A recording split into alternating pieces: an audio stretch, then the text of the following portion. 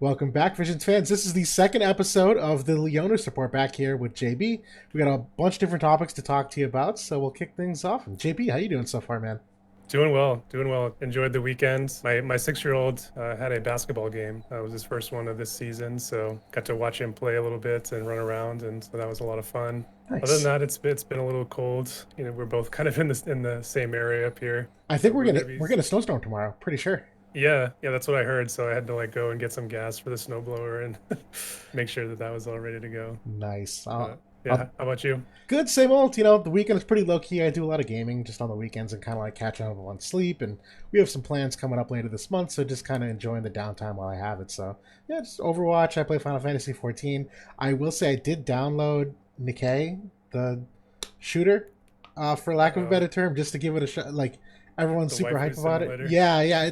It's admittedly pretty fun. I'll give it that. I've also obviously been playing like Octopath as well, so I actually do like to dabble in some other gotchas just to kind of keep myself grounded for what WOTV does and see what everyone else is doing. But no, good weekend. Yeah. Pretty chill. So we got some interesting stuff here. Obviously, in the lull before third anniversary, they're kind of doing like a little soft re-rollout of seven. Yeah, got a lot coming, but yeah, this week, at least for veterans, it's a little bit of a slower week. Most definitely But so. Well, good. All right. Well, we'll kick things off. We'll get into the Battlegrounds of Ardra here. Again, that's where we talk about PvP, impressions, game mode reviews, vision cards, and equipments. And so we will be looking at the Final Fantasy VII plus 6 equipment. So, JB, if you want to talk a little bit about that or any items in particular here. yeah, so just touching on the equipment first. So +6 Buster Sword, +6 Guard Stick. They're going to be returning. Obviously, up to this point, we've just had the +5 versions. The Buster Sword, I think, is still a good item, especially for folks who don't have Esther's Sword. Obviously, that matches the same lightning attack, and it's got the slash wrist penetration on there. So I think in general, that is still better. Like if you have both. Obviously, there's only one of those items though. So if you're running Cloud and Esther together, this is a good one to have. Or should sell it also. The MR Lightning unit can also use Great Sword, so Yeah, it's good for him too. But the +6 version, it's I mean it's still a good item because the base version was good, but the upgrade itself is pretty much kind of whatever. It gets a little bit more attack, and really it's just an additional passive for 10 crit, and that's identical to what you can get on a Trust Stone. So yep, it's for people that really optimize Trust Stones. I don't really think it's a huge upgrade, but maybe it gives you some room to run something else there, crit damage, or maybe something reaction block, or something of that nature. totally. But yeah, still a good item if you haven't farmed it up before. This is a chance to go back in there and get it. So obviously, if you're interested in Cloud, you want to grab the item as well. So aside from that, we do have the Guard Stick coming back, which is kind of Aerith's staff. We were talking about this one a little bit earlier. It's this one I can't say that I've ever really used it all that much in the game. Not once. It's kind of unique, like among staffs, and then it has like some defensive properties. It has the magic resist on there, which is kind of interesting. But I think a lot of like support units who can use this, they're generally kind of strong against magic damage anyway. So it's not the first defensive passive that I'm kind of gravitating towards. And then aside from that, in its +6 form, I'm not sure that this one is gonna be one that I'm gonna rush out and upgrade. It's just getting the 10 healing power on there. Yep. So I mean that's fine, but again, like at least for me, like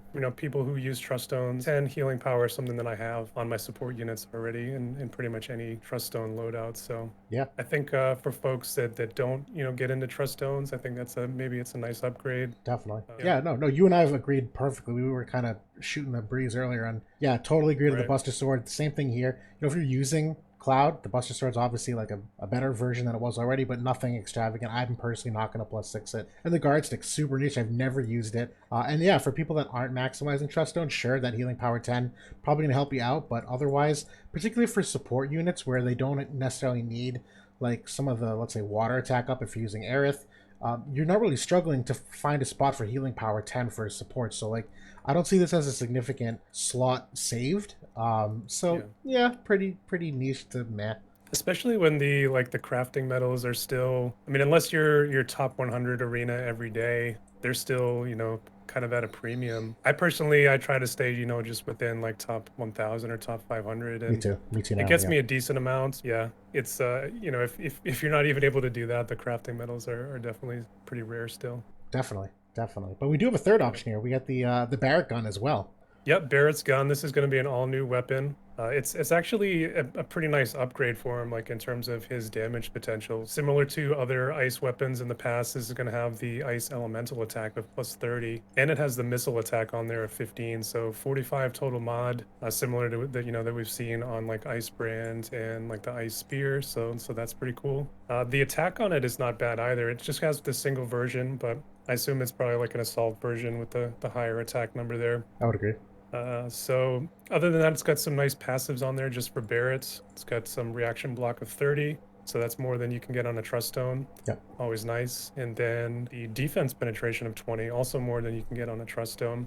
Yep. So, and defense pen is one area that Barrett is definitely suffers. below average with. Yeah. Yeah, he only has 15 today. He's gonna get more, and we'll talk about that in a minute. But yeah, that's a nice upgrade for him. Yeah. And it frees up. You don't necessarily have to use like a Thornlit or something like that. You can maybe go for Diamond Code. Or... Definitely, yeah, for that secondary option. And yeah, I do think these are some valuable extra stats where you can, free up some slots on Trust Stones that you wouldn't have been able to formerly, where now you can essentially drop Ice Attack 10 and Defense Pen 10, and you can substitute things like crit rate or crit damage, and obviously those small things do add up when you're talking about trying to push a character to their limits. I don't know if it's going to significantly change Barrett, but the defense pen at 20, to your point, is really good for him because he doesn't have anything on a passive for defense pen, and the only other buff that he has for it is the pugilist sub-job where he gets like additional defense pen. So even though it seems like, oh, just 20, whatever, like it's the kind of thing where you add it up and it does actually help him out pretty significantly.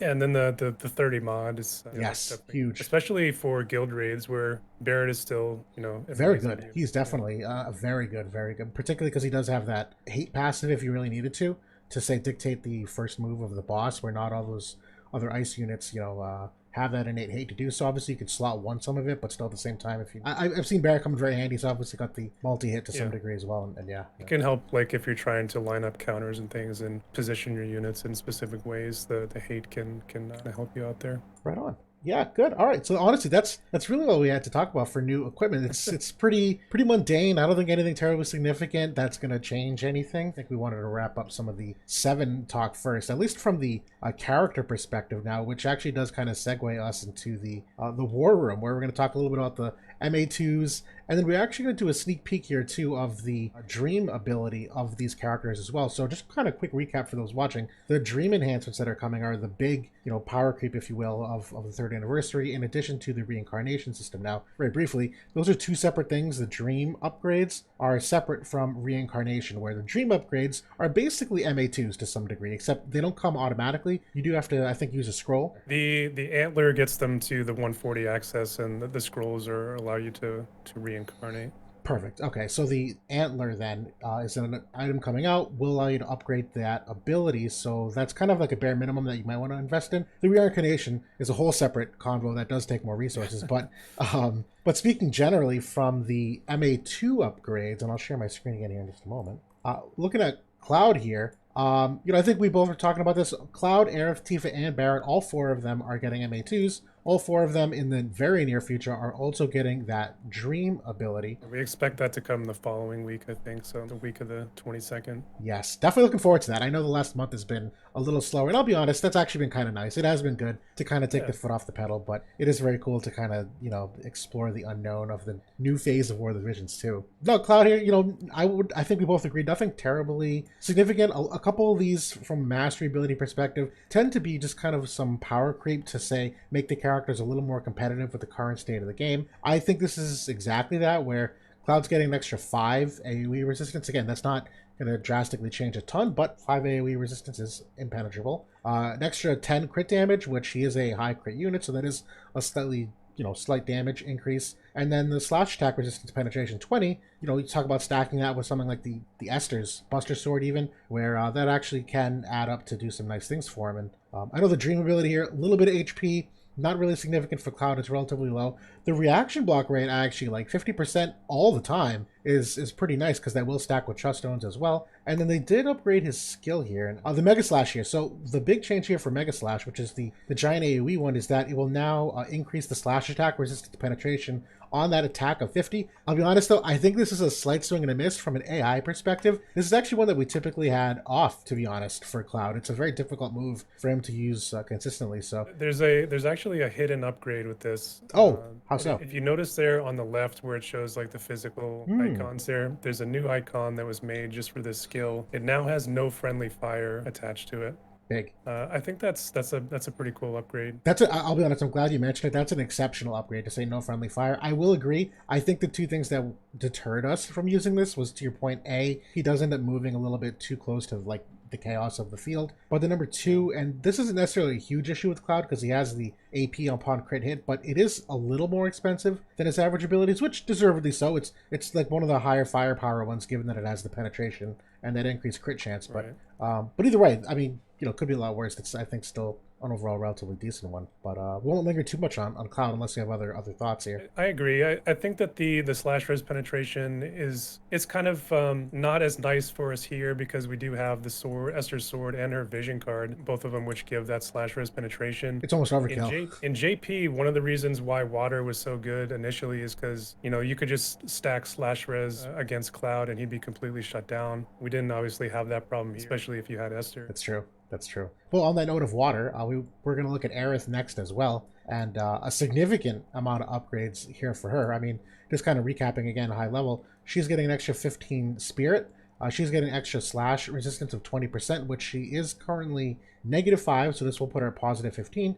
She's also getting 20% magic resistance, which she was already strong against, so that's nice that they're kind of leaning into that. A lot of those spellcasters do tend to skew higher on magic resistance, so she's kind of keeping competitive with that. So she also gets the 200 of the cast time down for non-attack abilities, which as a support character, that's obviously huge where she can get that cast off quicker. I know you had mentioned earlier in conversations that it is kind of odd that they only gave her one and not the other for the offensive as well, but she's a support, whatever, can't complain. And then finally, she did get some upgrades to her skills here. So these prayers, they gave a very nice update to make it not just a cross-shaped AoE, but more of a diamond-shaped AoE. Overall, that's a lot more flexible for hitting multiple teammates and certainly can just overall be more consistent. So Aerith did get a pretty good upgrade, and even Dream. The AoE resistance of 15%, and then the skill upgrade that they gave her for the Dream was on her 120 ability, which this is a CT up upon the re-raise, which you'd be surprised, but that sneaky does help sometimes late in the battle to kind of finish off an enemy. So yeah, thumbs up for Aerith. Yeah, so the tankiness is always great for a support unit, especially a healer, because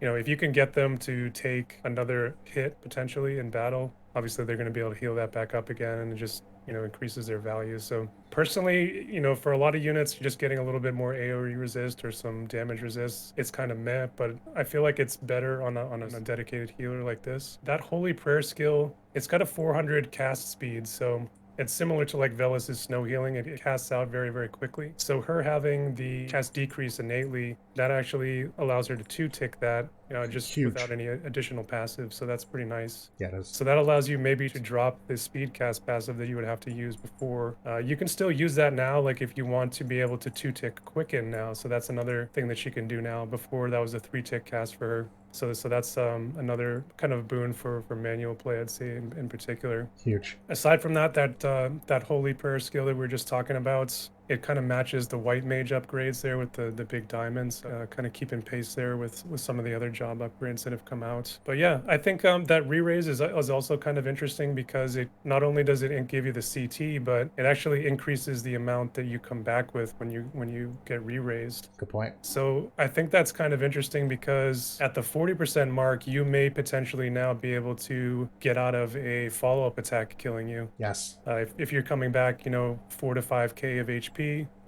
yeah, that can potentially save you there from some of those follow-up attacks. I'm glad you pointed that out. That's super underrated. Absolutely is. Yeah. No, I think out of the four of them, I think Aerith probably got the best upgrades personally. Hard to say whether or not it'll be impactful and where you put her in a team of 3 for water, but could be a lot worse. I would think this is pretty significant for her. Yeah, personally for me, like if you don't have Resnick or you don't have Velus built out, but you do have Aerith, I think that she is a solid support. She's not the best in the game, obviously. I mean, she's just 90 cost. She's an older unit. All 4 of these units, they do have their limitations, but I do think that she's usable, she's viable, and like I said, if you don't have those other support units, totally worth it to upgrade. Yeah, absolutely.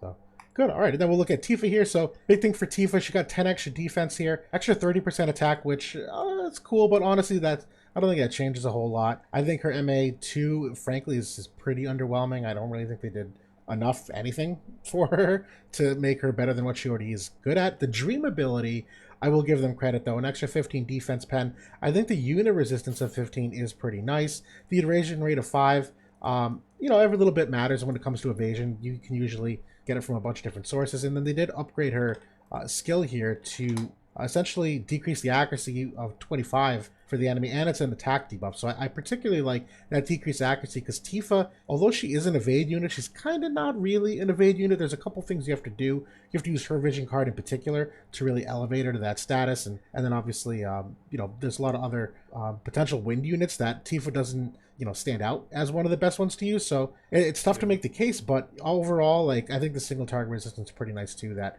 when you consider her being like some evade duelist off on the side of the map, taking a 1v1 matchup, that can be pretty beneficial. But yeah. Yeah, the thing about Tifa is that she's kind of in between the brawler and the evade unit. So I feel like they were kind of going both directions with these upgrades, and they kind of gave her a little bit to both. So she kind of remains like, kind of in that middle area. She's a little bit better at evading, and obviously that accuracy down debuff, that's really big for her too, if she can land that. She actually has 2 skills now that can reduce accuracy. Which is big. To be decreased accuracy 25 is literally the same thing as evasion 25. Like, it's a great imperil. And then there is a unit that's going to be coming out, and a couple of units for wins that are going to be coming out that kind of do pair fairly nicely with Tifa. So if you haven't built out Wind before, that could be maybe a potential avenue for you to get into the elements. We do have Edward coming along, and then Resolve, who is going to be the next unit from the Warriors of the Crystals. So she can kind of, like I said, go a little bit both ways in terms of those play styles. I really like that unit resistance too. That's always one of my favorite ones to get there on the upgrades. Yep. And it kind of pairs well with their vision card too, because that gives single target resist. So exactly. And honestly, that card is difficult to make work for a lot of wind because a lot of the other benefits for the party don't really do anything for most wind units. So although it's unit resistance, that's cool. That card unfortunately doesn't get utilized as often. I think most people at this point use Dark Tetrasulfid to get their unit resistance when it comes to wind elements. So Tifa coming back into the fray and being able to use that card again, I'll open some new windows or open some new doors. So I like that. Waiting for 2B to come back. Yeah, seriously, probably never. I don't have high hopes for that, but I hope they do. Everyone needs the pod accessory, and I hope they invest in those units again. But that leads us fourth to Barrett, who actually has gotten some decent conversation around where, Barrett's been rather underutilized. Obviously has some weaknesses when it comes to range. He's one of the slowest characters in the game. When it comes to Ice Missile, he obviously falls short compared to some of the other alternatives. For a 90 cost unit, there's a couple good things on paper, just one of those characters that doesn't necessarily work all the time, but they are giving him some interesting upgrades here. One, through the new weapon, which obviously is like a objectively better than anything else you can put on right now, but in conjunction, they are beefing him up a little bit, giving him an extra 15% HP, which he is a bulkier HP unit, so that is, material in its own sense. Perma, 25 defense penetration, which, as we mentioned, he does not have a passive. For an extra 15% attack, nothing too crazy, but the big thing that I do appreciate here is the Dream ability, where he will get 20% missile resistance penetration, which again stacks with Truststone passives. Ice does have a vision card that can add to that, so he will benefit from the Ice Missile synergies. He did get an upgrade of agility here. Now he is relatively slow still compared to the UR average, but I think it ends up being 5 agility in total, and it certainly bumps him up from the very bottom of the barrel. But then finally, the big one here is the upgrade to one of his skills, which is rather noteworthy. That his main buff previously, it was an attack buff, and then it would also give defense, but it also gives him courage now. And in addition to the courage, as long as it's active, will decrease his AP consumption by 25% and AoE resistance of 20. So this buff overall significantly changes some of his bulkiness and AP management, and just overall does some good things. So I don't know if it's enough to elevate him, but this is a good upgrade too. Yeah, so that buff already in global, they actually had given it a global buff so he already has the AP consumption on there of 33%, which is higher than he has in JP. So I wonder if they're gonna tack that on and make it more, or if they'll just keep it at the 33%. We don't know exactly, and until the Dream upgrade comes next week. But it is really cool that he has 3 uses uses of that. So 3 uses of courage, and you know, like you said, the AoE resist is always on as long as that courage is active. So if he has support behind him, kind of keeping him healed up, you know, that's really good for his tankiness and survivability.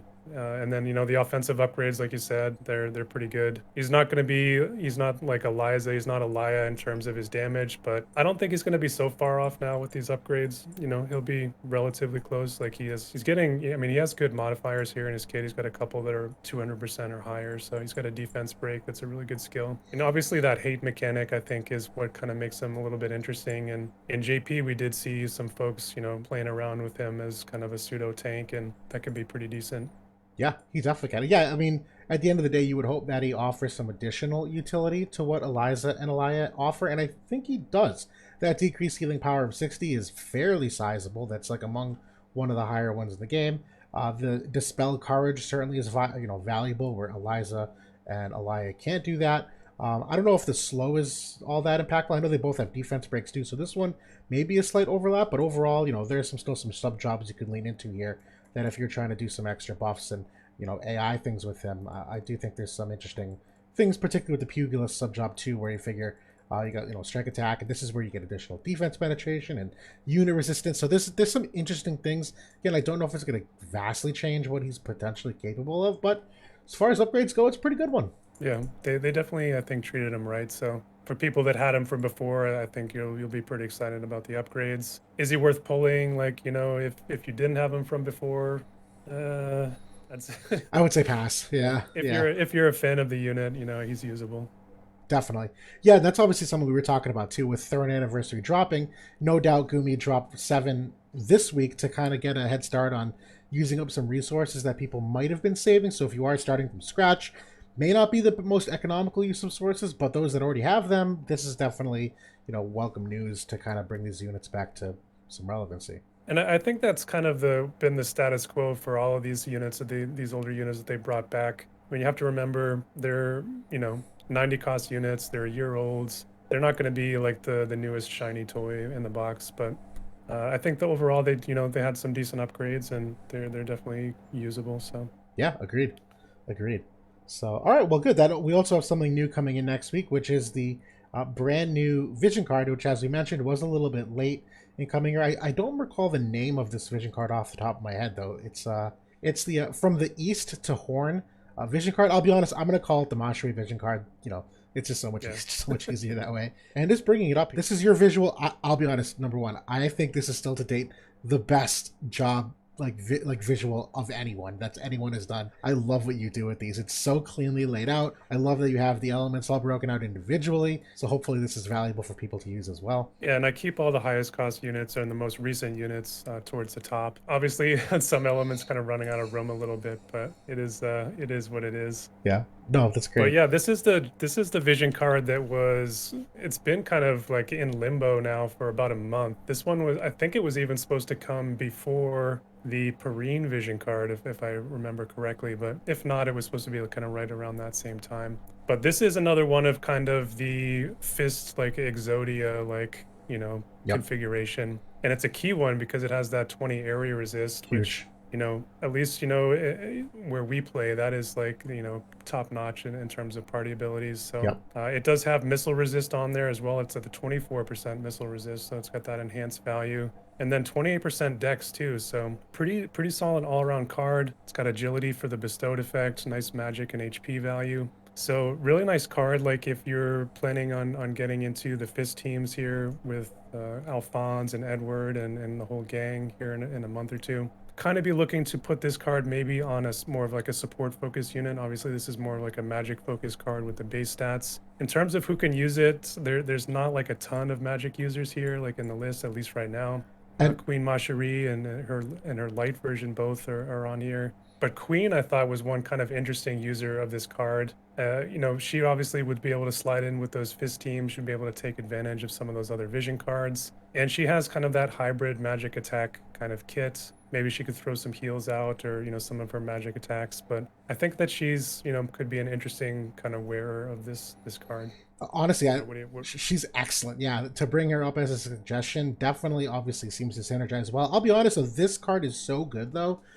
it's worth even putting it on a physical damage unit. It might seem, Hmm. kind of counterintuitive to most, but quite frequently when we're min-maxing our teams, if you're talking about losing, what, on average, if you put this on a physical attacker, you're losing out on, what, 150 attack stat maybe? What's the average attack on a card? That's typically outweighed by what the party effects are. Like, the party effects are so strong, it's worth having a snow, if you put it on snow, with 1100 attack instead of 1250 attack. Like, that extra 150 attack usually doesn't make or break your whole game. So this is, despite the fact Yeah. that it's a magic card, is still a very crucial piece to the triple strike teams that you're going to see coming out, and for all the reasons you just talked about, where the missile resist here obviously also pairs with the Urel vision card, which you might put in a sub slot, so now you're really amping up your anti-missile. The dexterity certainly helps with their critical damage and a little bit with their accuracy, and area resist, goes without saying. But this is an exceptionally good card. I'm very excited to have this, and particularly because there does seem to be some more units than average, in my opinion, that I would say are good. If that makes any sense. Obviously, the mace units tend to be very strong overall, just from what some of the more current characters are. But if you're looking at like where this is siloed, it is a lot of earth units, which you like to see. Wind, but even from an ice perspective, we're talking about like Barrett here as a candidate. Like, you can pull some funky things with it. So overall, definitely very excited for this card. And then we also do have the Final Fantasy VII, the old Vision cards coming back as well. I know Scorpion Sentinel is one of them, both the Vision card and the Esper, and the other one, Tifa card, being rerun. So honestly, I give them both thumbs up. Now the Tifa one, I know that was a little more niche, and it's probably best utilized if you have Tifa, but Scorpion Sentinel is almost a must pull even for non-cloud teams. That Esper, I've used in a myriad of Lightning teams, and just as a Vision card, it's like a de facto one of the best sub slot Vision cards. We put it in the main slot too, but like overall, what that has to offer is very good for what Lightning Physical can do. Yeah, what do Yeah, you think? it's probably the best Esper in the game against lightning missile damage too, because despite being a lightning Esper, it actually I think has 15% lightning resist on the board, Yep. and then you can get I think 20% missile resist. So pretty solid. To we don't see it quite as much these days. The lightning Frederica Cloud teams, but still a dangerous team. When their maps when the longer maps come around. So Yep. you know Yep. decent Esper. Yep. I think any time a limited Esper comes along, it's probably worth pulling. If you're trying to compete in PvP. So I would agree. And I know even from a PvE perspective, there's been a few times where that Esper ability has come in handy. I think it's missile resistance down. And so when you're talking about like Cloud using his missile subjob, or Lightning from 13 using her missile abilities, I know there's been some inherent synergies with that Esper ability too. So yeah. something to tap into. But that's all we got for the coming things this week. We are going to look slightly further ahead now to the JP timeline. Now, we did cover last week, and we're going to cover in a second, Dark Golem. We talked a little bit about what we knew at the time. We know a lot more, but they also just announced the new Howlett and Deah units. I know we have no info of them yet. Any initial thoughts on their release, JB? Yeah, I'm surprised that we're seeing another 100 cost ice unit. I mean, they just put out Reagan not that long ago. It was like a month ago, maybe 5 or 6 weeks ago.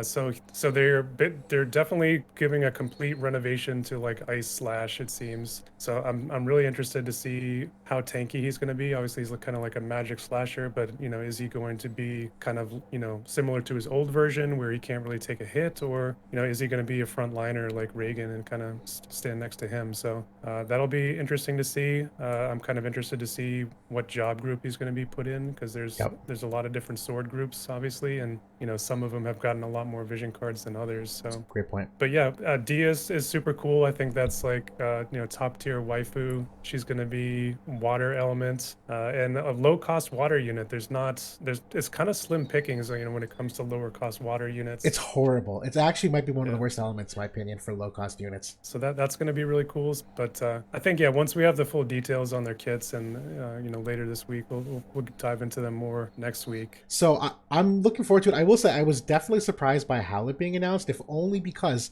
like the precedent that's been set so far, if characters get like a 2.0 of the UR selves, it's usually like lore related, where Mont became like King Mont and Mashri got Queen Mashri. I don't know enough about the storyline of JP that would warrant Howlett getting a second version of his UR, because to my knowledge, he's kind of a minor character, not really of any significant influence that I can tell. He's obviously seemed to like be working in the background of all these main plot lines, but I was initially surprised to see him have a second version, which I do think the translation implies that there is some kind of like regal status to him, so they might play into that in the future. Obviously, they're doing something with him, but yeah. And then I'm obviously, Yeah. like you mentioned, very excited for Deah. I know people wanted her to be like a top tier unit, but I'll be honest, 50 cost is top tier in its own right. Those units typically dictate limited guild wars in terms of what you can assemble for teams, and as we mentioned, water is like nearly unplayable for what they have for low cost units comparative to other elements. So for those Yeah. that wanted to use her a lot, you're probably going to. Yeah, water to this point hasn't, they don't have any 70 cost like super unit like,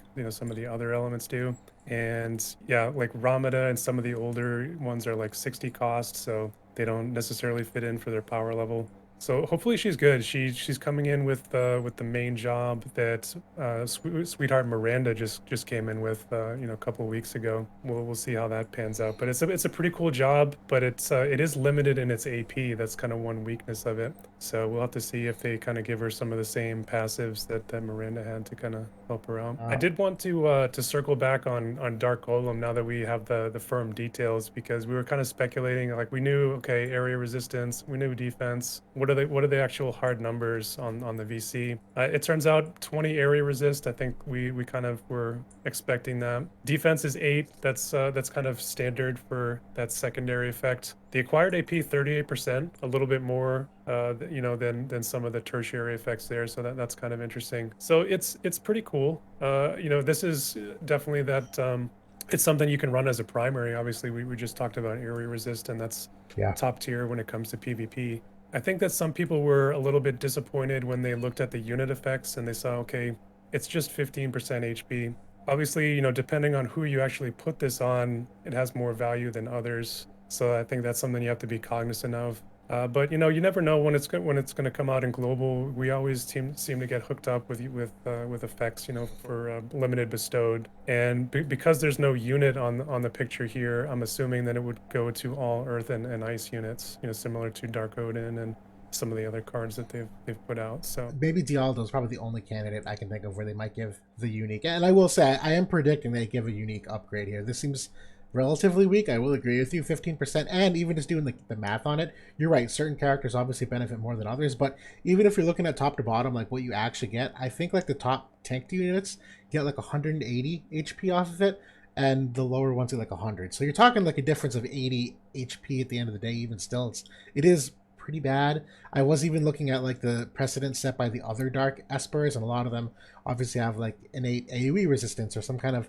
second stat, not just one stat, but a couple stats. And obviously Dark Touch itself had got the agility, which is like a massively important stat for many things, and this one definitely lacking in that regard. Yeah. it seems like a lot of times what you're actually paying for with the 90 costs on these Dark Espers is kind of the inflated base stats. And to your point there, when you kind of look at this in comparison to a few of the others, you get less excited about like, insane HP. Like, obviously 423 HP, that's a lot more than is on your average vision card. But then like defense and spirit, like, okay, it's nice, but I would rather have luck and agility, right? Right. Right.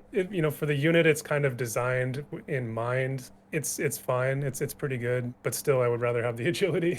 I would So, too. I would too. I will say that I'll always do the premium considering it's dual element. I think this is like the underrated best part of it is the dual element nature of it. It just opens up so many doors that the job based vision cards haven't been able to do on their own. I think these cards are really the ones that enable some of those other ones and some of those more unique synergies. So yeah, fingers crossed for some more bestowed effects. I do think it's interesting this is a magic-oriented vision card, so that being said, when you put cards on tanks, you typically don't have to min-max their attack or magic stats, so I don't think that's going to terribly skew you not putting it on a physical damage dealer. I think you still will, if they're a tank, but I think it's also interesting that characters like Celeste, who not every tank scales off magic, that is kind of like the minority, that this is an additional vision card that might be able to help them. Obviously, Celeste is water, you wouldn't, but that was just, talking examples. Yeah. I was actually I was playing around with this card a little bit and like kind of theory crafting with Velis a little bit, and I think it's a good card for him. Like you don't necessarily have to put it on a tank. You're right. So like I was able to get Velas in a build. He had like 50 spirit and 50 defense, and then he had like 9k HP. So I was like, okay, let's go. I love He's that you ready. said that. You're right, because being a Magic Vision card, this Yeah. absolutely will benefit most on him. I think it's going to be great for him. And then the acquired AP kind of fits into what he wants to do with the party. If you just slap him with a couple of bruisers, they need the AP. Yep. His snow healing throws that on there. He's got the and then this bonus. So I think that's pretty decent. Some people were kind of disappointed with the Esper too, and like, oh, it's only got 13 agility or whatever. Yeah. And first of all, that's kind of par for the course for tank Espers across the board. Any Esper that has defense on it essentially is right around that 13 mark. I But would agree. even ones like Demon Wall, he's down there. Yep. Death Machine, they're down at 13 or so. Yep. I think it's a really solid Esper.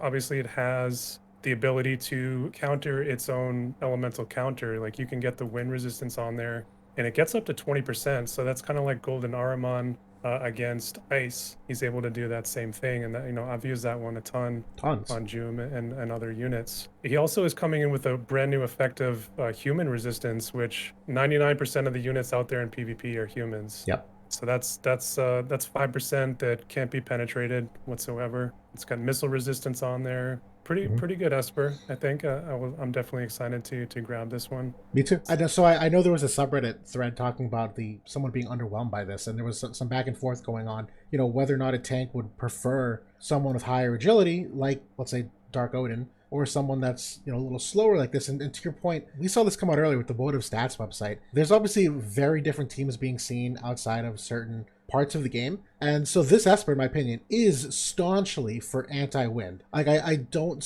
like the defense and missile resistance you can get on a lot of other Espers. Death Machine, for example. I don't think it's terribly unique. The wind resistance, though, is specifically good, particularly paired with that 5% human resistance. So if you aren't seeing a lot of wind, then yeah, this Esper you would perceive to not be a very good one. That being said, the only other Esper that does offer that is Tetris Sylphid, which outside of the wind resistance offers like missile attack, evasion, which aren't really tank nodes, right? But what this Yeah. does now is you can put Dark Golem on your tank, get that wind resistance, and now you can, if you're going anti-wind, you can put Tetrasulfid on if you're using an evade unit, and you can now actually like get some benefit out of that other Esper. So to the point on the 5% human resistance too, we're going to see a lot more attack types come out now with strike damage as well, and just kind of a variety of different attack types. And so you have to ask the question, like, would you prefer 15% missile or 5% human? And that answer is going to change depending upon the penetration that you're also looking at. If you have a character that's got 60 to 70% missile penetration, which some of the ice girls can get up to, you're basically almost equal in that regard, like missile resistance versus human resistance, except human resistance covers all 5 attack types. So there's some sneaky good things about that I think actually will provide good benefits on. One other thing that I'll add about this Esper that I think is maybe under the radar that maybe people wouldn't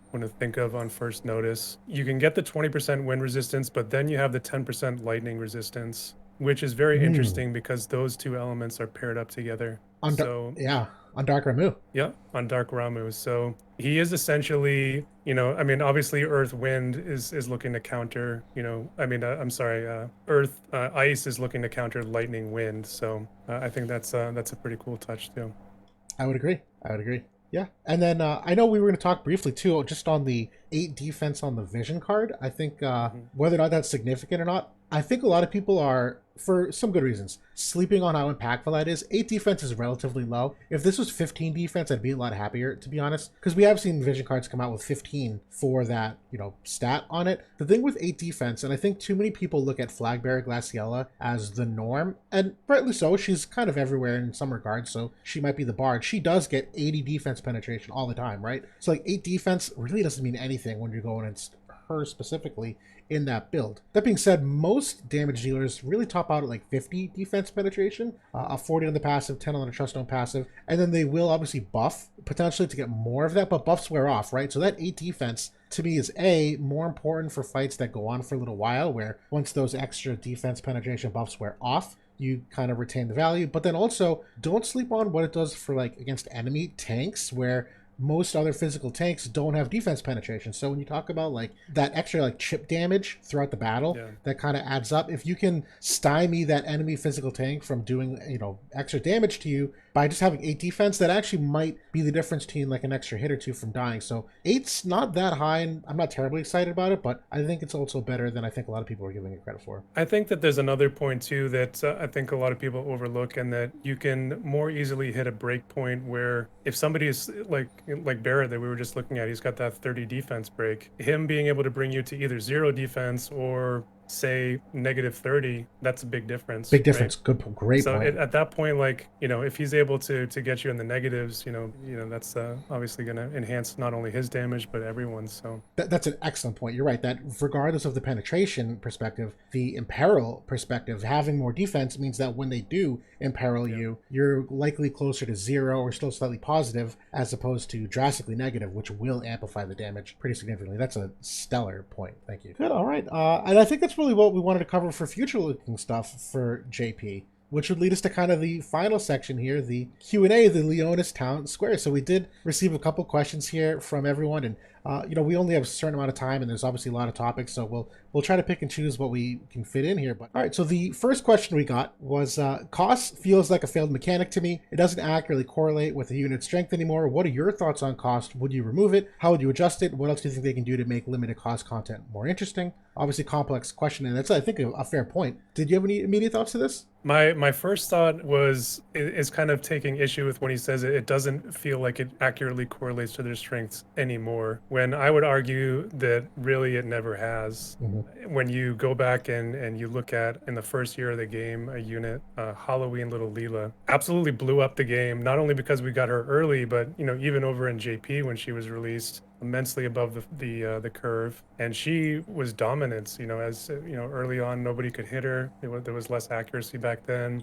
Her damage was insane. Her damage is still insane to this day. Yeah. If you let her pop off a couple of hits. I don't think that really has changed. There's always been I call them mistake units, where Gumi doesn't exactly know how good they're going to be, or maybe they do and they just put them out anyway. But obviously, I think that a lot of people will point to Halloween Lucia as kind of the latest example of this, where that unit, since she came out, has been dominant. She just has the perfect recipe for what is so strong against all of the main units that are being used out there, which is predominantly physical, and physical units who are by and large weak to magic. Yep. So she is a 70 cost unit, and yeah, she hits like a 100 cost unit.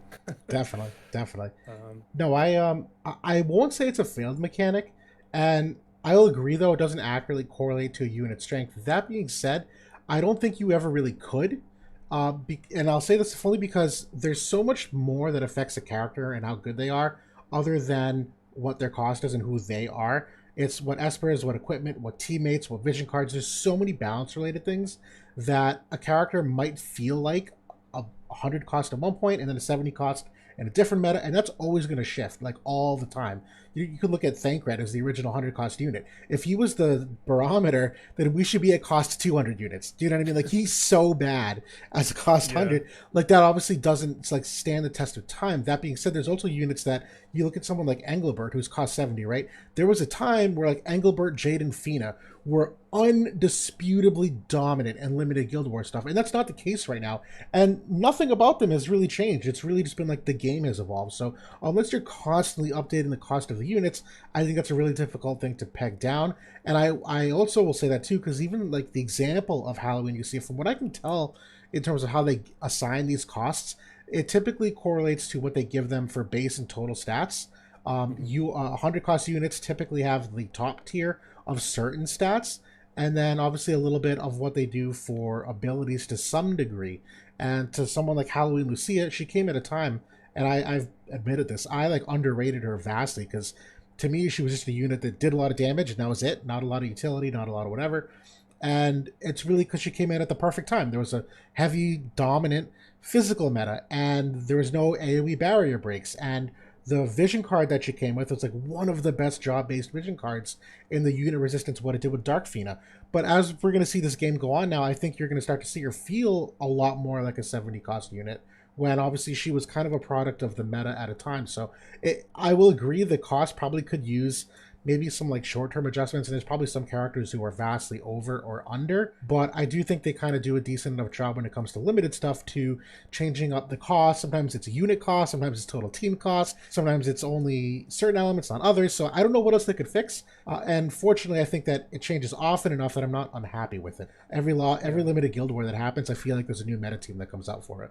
I would add that when Gumi is implementing those restrictions and putting out the cost limited modes, I think that that's War of the Visions at its best, in my opinion. Yep. And when you're just throwing out all the best units, all the meta units, and you have nothing kind of holding you back, I think that the game loses a little bit, and that's one of that's the main reason I've always loved class match, is because then you can start getting creative, and then you start pulling in low cost units that you don't normally see in the everyday guild war, and a lot of them have really cool abilities and are actually fun to play with, or maybe you just like them from the story or whatever. But I think that that's absolutely at its the game at its best. And to be honest, I wish that they would do more with that. I wish that they would implement cost restricted PvE modes, and maybe that would make Tower a lot more interesting. Who Yeah. knows? But I would yeah. agree. And I'm torn on this too, because on the one hand, I think most people would make the argument that cost limited stuff helps some of the more casual players where they didn't pull the newest and best unit. That being said, I also think the opposite might be true, where when you're talking about resource management, it's really the top end of the game who has like all the units maxed. Most casual players probably aren't investing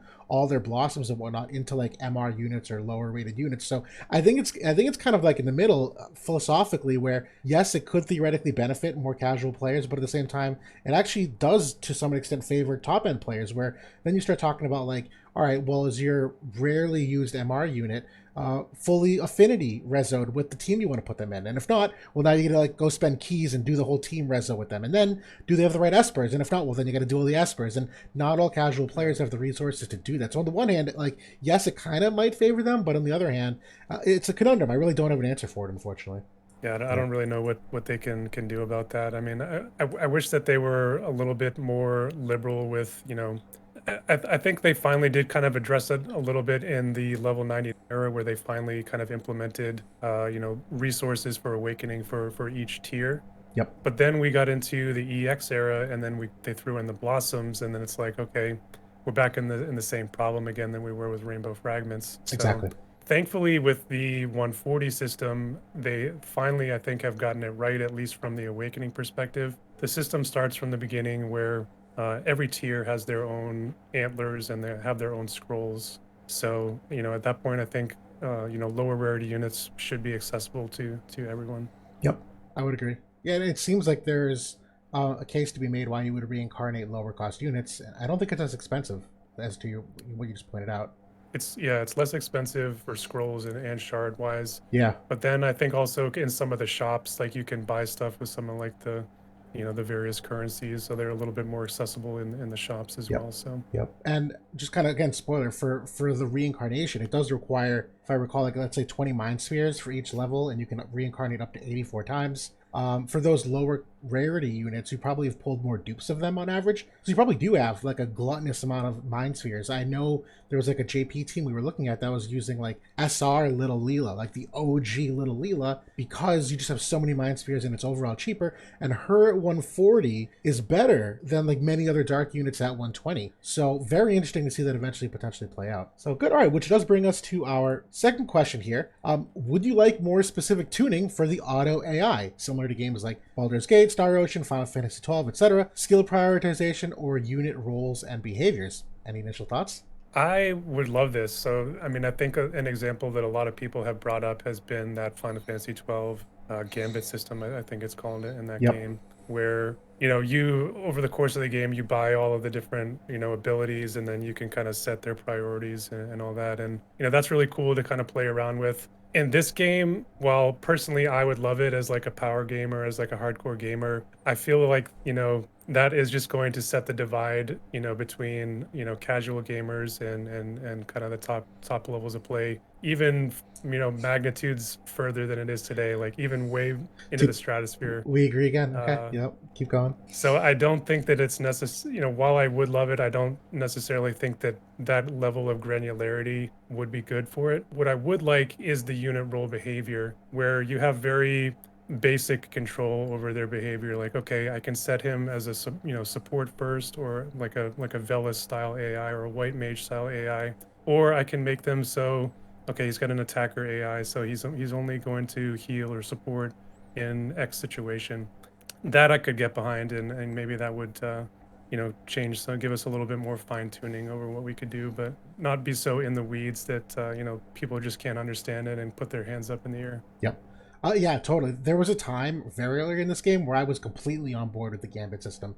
And at that time, too, there was obviously a much smaller character pool and not as many unique main jobs. So there was like, it was pretty easy to understand what like these 12 basic jobs did. But I think now where we are in terms of how many characters there are and how many unique abilities there are, I feel like it, it would be too chaotic to have every single time you see a character, they're totally different. Like characters are already hard enough as it is to remember exactly what they do and what abilities do, what buffs they have. To suddenly add in the unknown factor of like, all right, is this Sadali going to do like this AI or not? Like all it's way too chaotic for Yeah, opening up doors.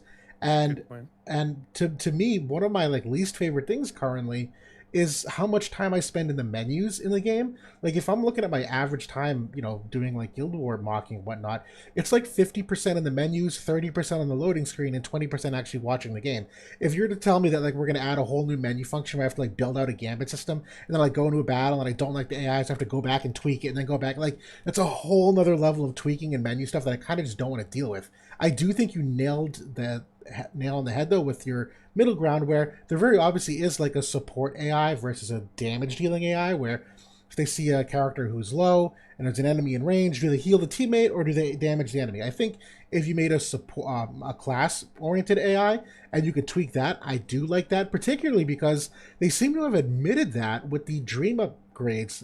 For those that aren't aware, there's essentially like 4 to 5 different classes that determine what their dream or what the Yeah. reincarnation stats can be. There's like a tank, a physical damage dealer, a magic damage dealer, an evade unit. So they have kind of conceptually already like divided these characters into classes. Don't think it'd be that much harder to divide them even further. But yeah, Personally, I don't really trust Gumi with implementing something as advanced as yeah, as the Gambit system. But I think that just being able to set a role or behavior, that like to your point, you said there is some semblance of that in the game already. We already can see it, manifest on certain units, and it'd be like, oh, that would be kind of cool if X unit would act like Velas in this situation, or X unit would act like a pure attacker like a Cloud or right, whoever. right.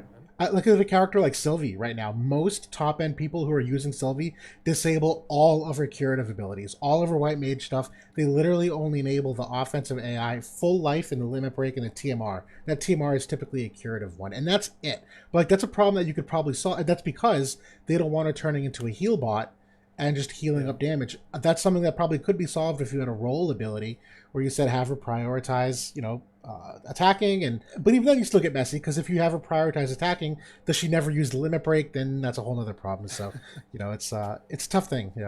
Yeah, that's a funny example because like when you looked at her kit initially, like this is an attacker, like this is like a magic bruiser, like, and then we get her in the game and okay, why doesn't she do anything? Yeah, yeah, So yeah, yep.